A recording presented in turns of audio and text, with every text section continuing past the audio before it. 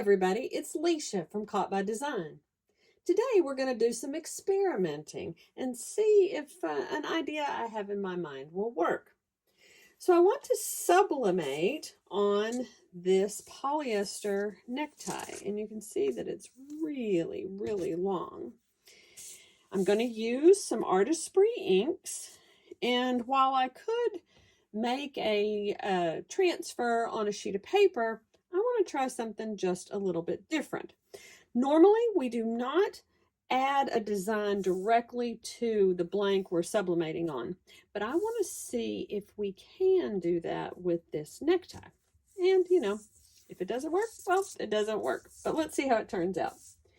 First thing we want to do is to lint roll it to get off any debris, any stray fibers, because if you are familiar with sublimation at all, if you've ever sublimated on something and got little blue flecks and wondered where those came from, those are stray fibers that are on your blank.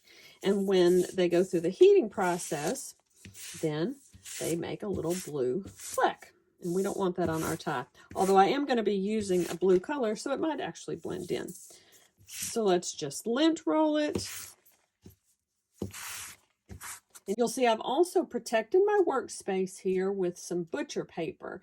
You could use wax paper, a plastic tablecloth, whatever, but I'm going to be doing something that will have some overspray, and I don't want to get it onto my work surface. I've got a double layer, like I said, and I've protected the entire area here that I'm going to be playing around with. Now, I've got these little spray bottles. I got them in a 4-pack at Hobby Lobby. They unscrew. You can fill them with whatever. I got them in the inking department, like where the stamps and the inks are. And then they have a little cap. I've got them filled, about halfway with water. It's really going to be up to you how much you put in there. These inks can be pretty intense. This one's orange around the edge because I have used it for orange before, but I rinsed it out pretty well, and I'm going to use it for yellow. If I was going to use it for a color that was way different, I would want to make sure it was completely clean or get a new one. That would actually be better, but orange and yellow to me are close enough for what we're doing. Then I've got the Sublimation stamp ink refills, and I'm just going to put a couple of drops in there and see how I like it. These are pretty strong, so you don't need a lot.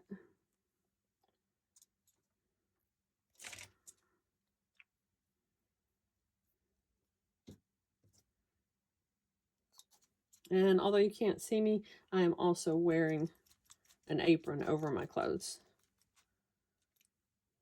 Okay, that's pretty dark. Kind of depends on if you want a washed look or if you want a more intense color. This one also I've got filled about halfway with water, and I'm going to put some blue ink in there. I'm only going to use the 2 colors, the blue and the yellow, because where they meet, they'll probably blend into green, which will actually give me 3 colors. And if they don't, I'm fine with just the blue and the yellow. You could use 1 color. You could use 2, 3, 4. I think it would be cool to use the tie-dye effect that I've used on some other projects. But like I said, this is a large blank, and I just didn't want to cover a whole area of a transfer with a design. So I want to try this. I'm expecting that when I spray it, it's probably going to bleed a little bit. That's okay. So I'm going to hold this off, and I think actually before I squirt it, I'm going to do it onto a paper towel first, because sometimes they have a little, clog, or a lot comes out more than you want. So let's just do that. I'm going to hold it. This is probably about 10 inches.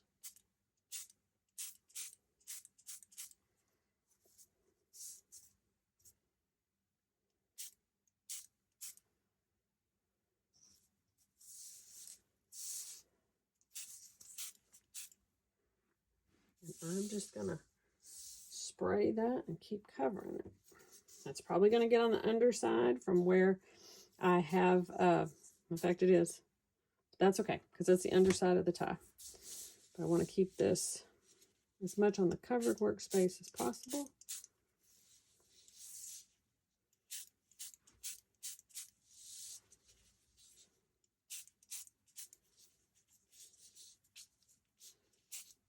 And now you can see why I covered my workspace. This is pretty just in and of itself, just the one color.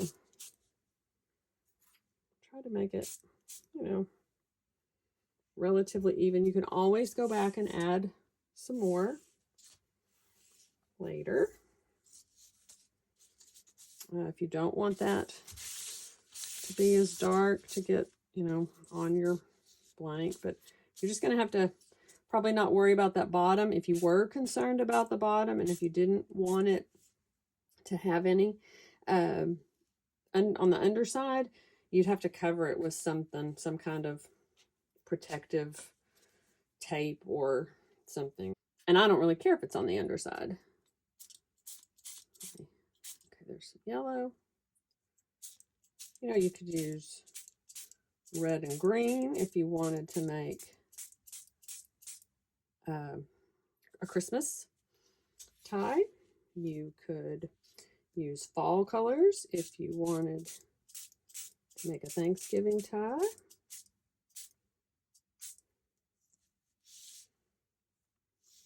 Just whatever strikes your fancy.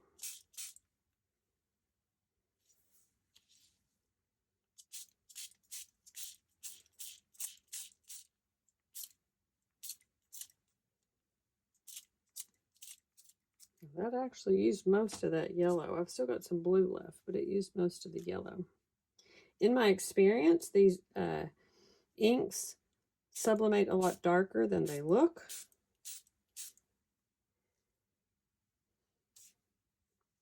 So that's why I'm kind of going light, but I want to put some more blue over the top of it.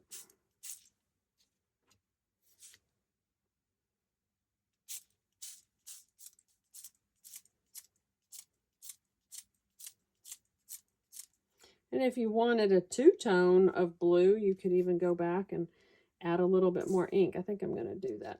I'm going to add a little bit more blue to this just to give it a two-tone of blue. Just a little bit darker. Be pretty concentrated because there's not a lot of water in there right now. Just maybe one drop.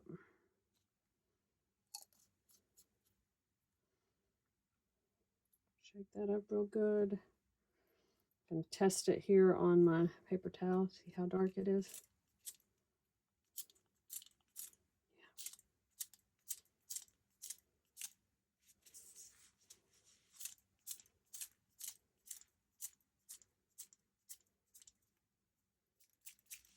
It's getting kind of splotchy because I don't have a lot of water left in my spray bottle, but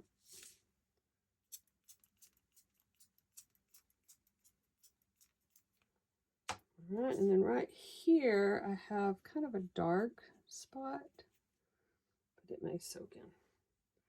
Okay.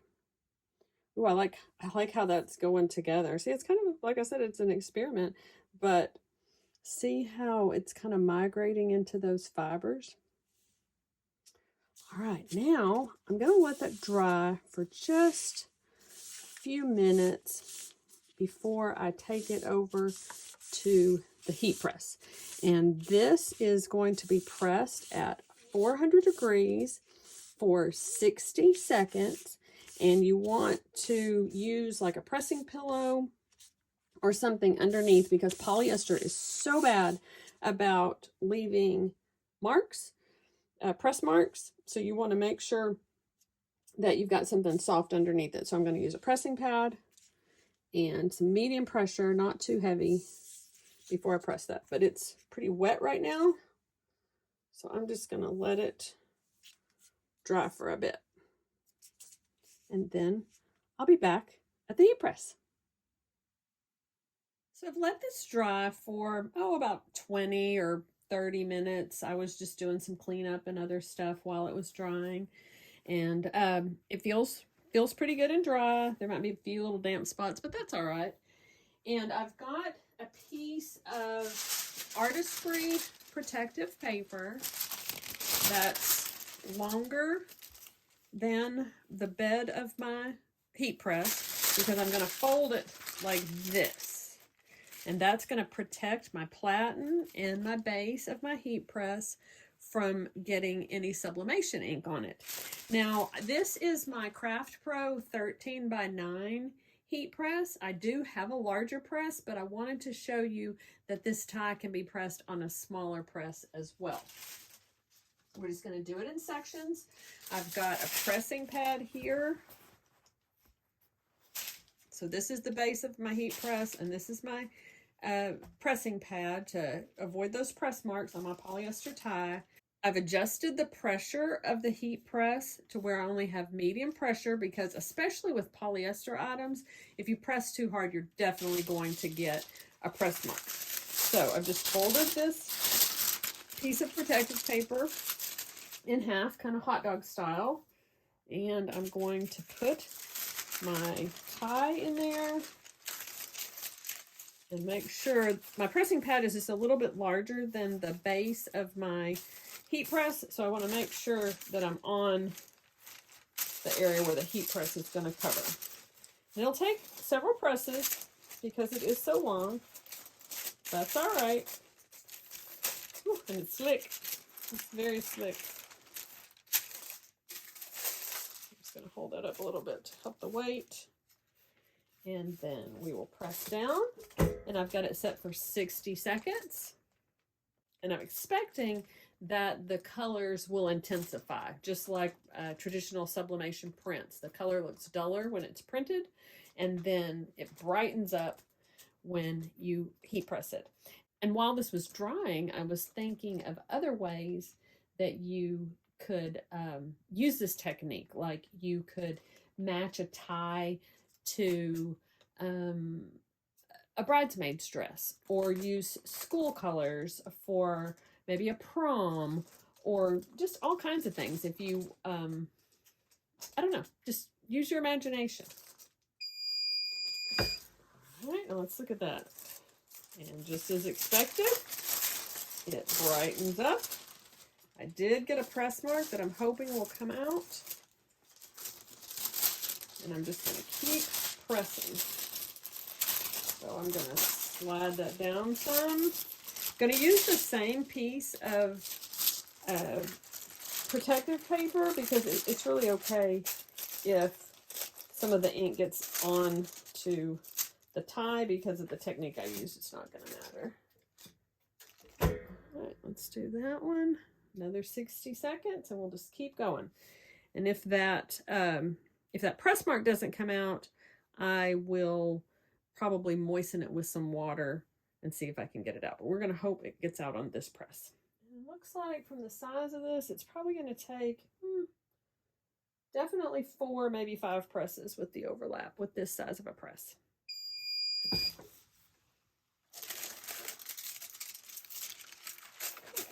That's good. And my press mark did. Well, it's kind of in there. It's a little bit, you can see it.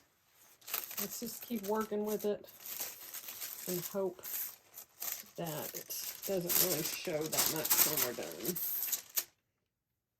Again, just gonna scoot it down.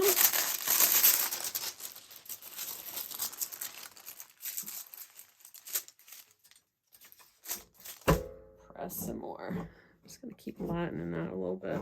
But I'm really liking how it turned out. I love the colors.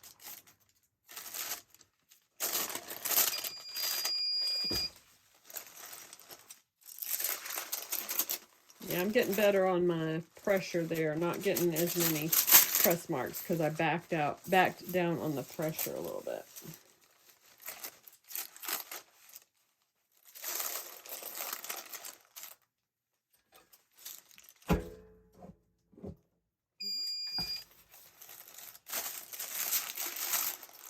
Much better with the press marks now. I guess I should have maybe that's one hint, is that if you're worried about the pressure, start on the skinny end of the tie, which will be the back side, and it won't show as much. So that might be a way for you to test your pressure. And here's what the back side looks like. It's getting sublimated too, but I'm okay with that. I actually think that's pretty cool.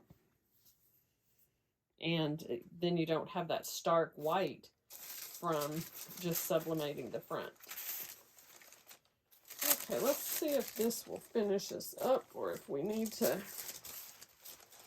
Yeah, that's going to be tight. Make sure I get it all in there.